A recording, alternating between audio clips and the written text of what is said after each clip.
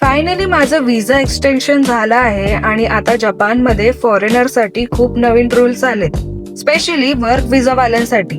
Anyways, माझं visa extension झालंय, त्यामुळं आता काम होतं माय नंबर कार्ड अपडेट करायचं.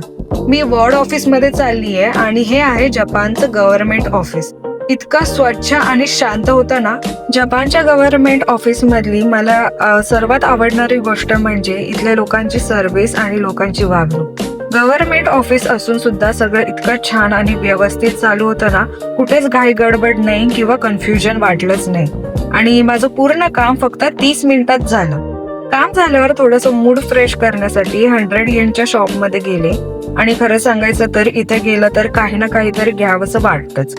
तोपर्यंत लंच टाइम पण झालेला. मग डायरेक्ट इंडियन रेस्टॉरंट मध्ये गेले आणि इथले मोमोज मला खूप जास्त आवडतात, सो ते ऑर्डर केल्याशिवाय माझं लंच कम्प्लीट होऊच शकत नाही. तर असा गेला आजचा माझा दिवस. थोडं काम, थोडी शॉपिंग आणि शेवटी फेवरेट फूड सोबत परफेक्ट एंडिंग.